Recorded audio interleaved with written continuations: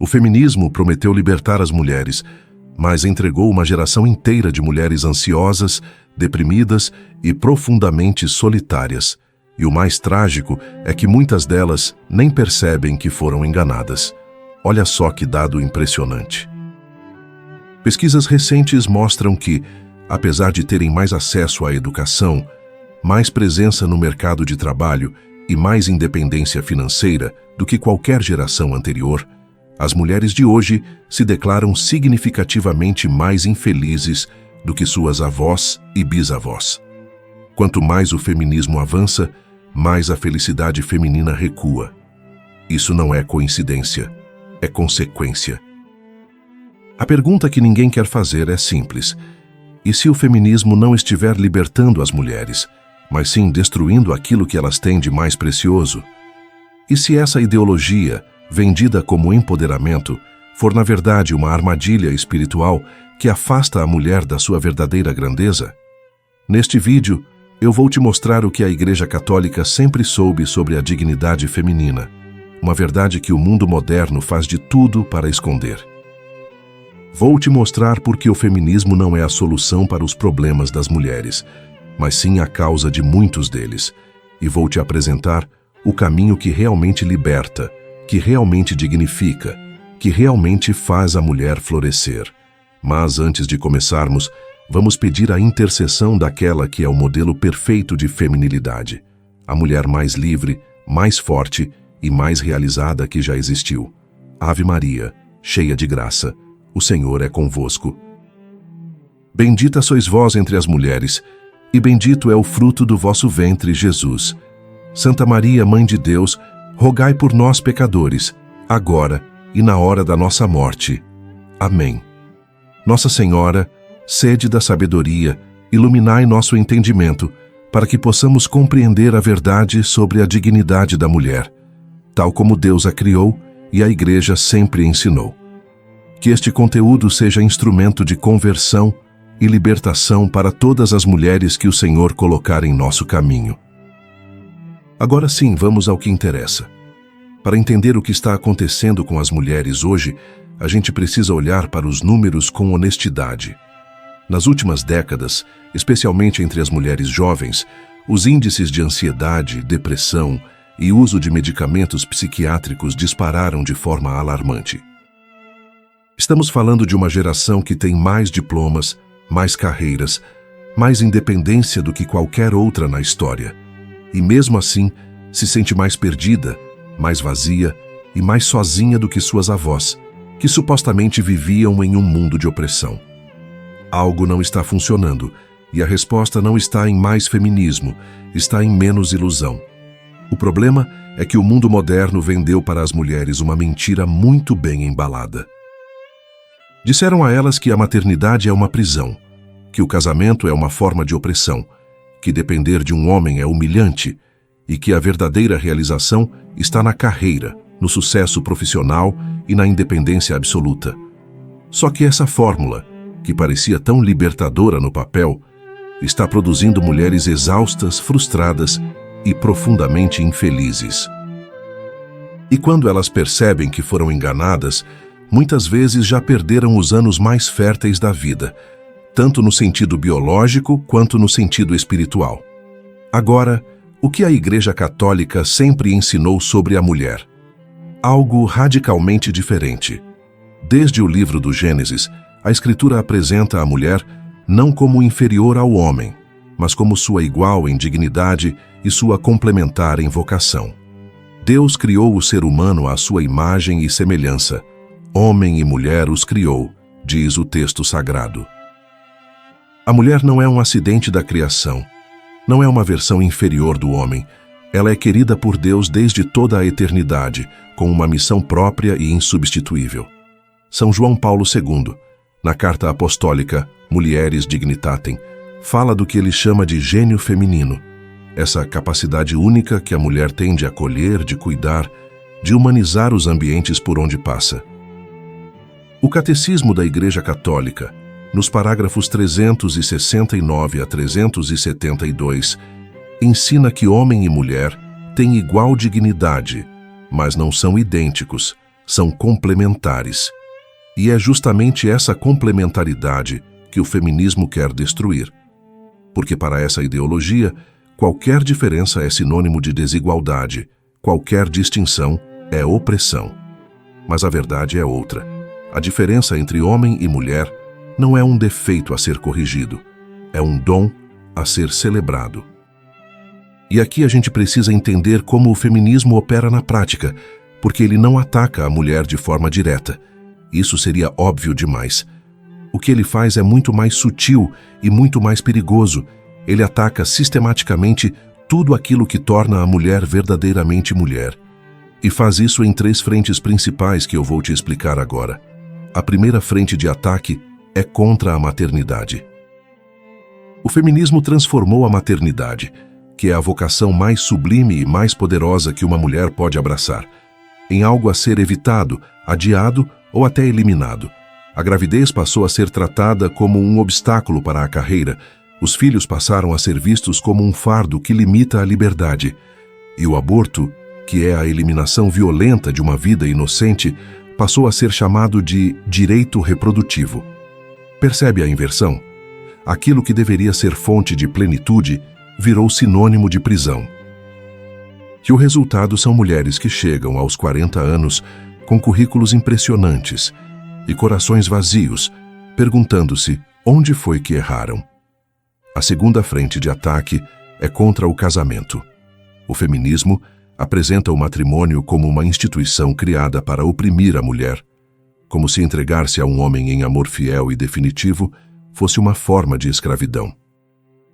A independência absoluta virou a virtude suprema, e qualquer forma de dependência mútua, que é justamente o que constitui uma família saudável, passou a ser vista com desconfiança. O problema é que Deus não criou o ser humano para viver sozinho.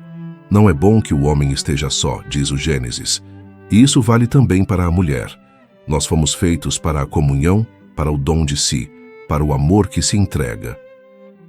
O feminismo, ao pregar a autossuficiência como ideal, está condenando milhões de mulheres à solidão. A terceira frente de ataque, talvez a mais visível, é contra a própria feminilidade. Você já reparou como os modelos de mulher empoderada que a mídia apresenta são sempre mulheres masculinizadas? Olha os filmes, as séries, as propagandas. A mulher forte, segundo essa visão, é aquela que luta como homem, que fala como homem, que compete com homem, que não precisa de homem. A Capitã Marvel, a Rey de Star Wars, a Galadriel da série dos Anéis do Poder, todas seguem o mesmo padrão. São personagens que rejeitam qualquer mentor masculino, que vencem sem precisar de ninguém, que são poderosas não por serem femininas, mas justamente por negarem sua feminilidade. E o que sobra? Personagens vazias, sem profundidade, sem arco de desenvolvimento, sem nada que inspire de verdade. Isso não é coincidência, é projeto. Porque no fundo, o feminismo não quer libertar a mulher, quer refazê-la segundo uma imagem que não é de Deus. É a mesma tentação do Éden repetida em linguagem moderna. Sereis como deuses, disse a serpente. Vocês não precisam aceitar quem Deus as fez ser, vocês podem se reinventar. E o fruto dessa mentira, hoje como no princípio, é sempre o mesmo: morte. Mas espera, alguém pode estar pensando agora: não, você está exagerando. O feminismo é só sobre igualdade de direitos, é só sobre a mulher poder votar, trabalhar e ser respeitada. E eu entendo essa objeção porque é exatamente assim que a ideologia se apresenta. Ela se veste com roupas simpáticas, usa palavras bonitas como igualdade, liberdade e empoderamento. Mas quando você olha para o que ela realmente defende e para os frutos que ela realmente produz, a máscara cai. A Igreja Católica nunca foi contra a dignidade da mulher. Muito pelo contrário. Foi o cristianismo que elevou a mulher de uma condição de propriedade, como era no mundo pagão, para a condição de pessoa com igual dignidade diante de Deus. Foi a Igreja que defendeu o consentimento da mulher no casamento, quando isso era impensável. Foi a fé católica que produziu rainhas santas, doutoras da Igreja, fundadoras de ordens religiosas, mártires heróicas. A questão nunca foi se a mulher tem dignidade. Isso é óbvio para qualquer católico. A questão é como essa dignidade se expressa, e é aí que o feminismo erra gravemente, porque ele confunde igualdade de dignidade com identidade de funções, e isso são coisas completamente diferentes. Homem e mulher são iguais em valor, mas não são idênticos em vocação. E essa diferença não é uma limitação, é uma riqueza. Quando a mulher tenta ser homem, ela não se eleva, ela se empobrece, porque deixa de oferecer ao mundo aquilo que só ela pode dar. Agora, qual é a alternativa? É voltar para a cozinha e ficar calada? Claro que não. A proposta católica é infinitamente mais elevada do que qualquer caricatura que o mundo faz dela. A proposta católica é Nossa Senhora. Olha para Maria. Ela é a criatura mais exaltada de toda a história, elevada acima dos anjos, coroada rainha do céu e da terra. E ela chegou a essa glória não competindo com os homens, não negando sua feminilidade, mas vivendo-a em plenitude. Maria é virgem e mãe, é serva e rainha, é silenciosa e poderosíssima. Nela, todas as virtudes femininas encontram sua expressão perfeita. E Maria não está sozinha. A história da Igreja está repleta de mulheres extraordinárias que mostram o que a feminilidade redimida pode alcançar. Santa Joana d'Arc liderou exércitos sem deixar de ser mulher.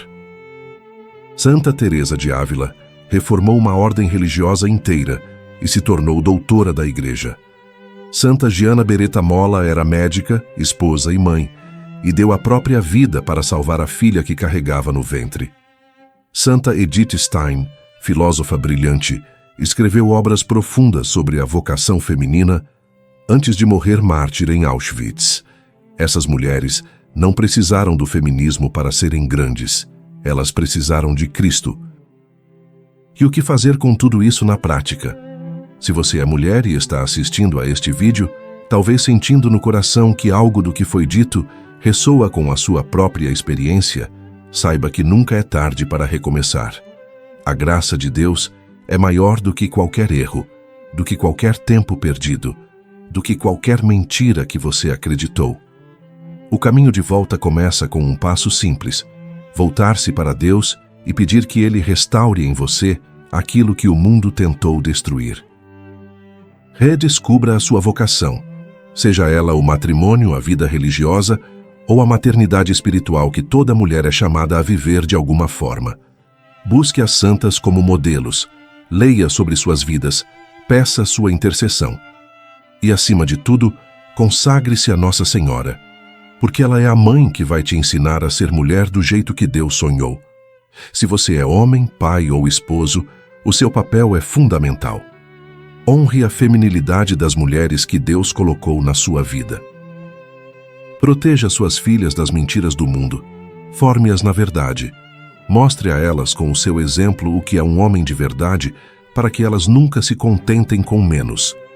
E se você é pai de meninas, saiba que a melhor coisa que você pode fazer por elas é amá-las profundamente enquanto aponta para o céu. O feminismo promete libertação, mas só Cristo liberta de verdade. O mundo vai continuar gritando suas mentiras, mas a Igreja, como faz há 2000 anos, vai continuar proclamando a verdade que salva. E no fim dos tempos, quem vai esmagar a cabeça da serpente não é uma ideologia, é uma mulher. A mulher vestida de sol, coroada de estrelas com a lua debaixo dos pés. Nossa Senhora já venceu, e todas as mulheres que se unirem a ela participarão dessa vitória. Que Nossa Senhora, Mãe da Igreja e modelo de toda a feminilidade, interceda por você e por todas as mulheres que precisam ouvir esta verdade. Em nome do Pai, do Filho e do Espírito Santo. Amém. Se este vídeo tocou o seu coração, deixe seu like, inscreva-se no canal e compartilhe com alguém que precisa ouvir isso. A gente se vê no próximo vídeo.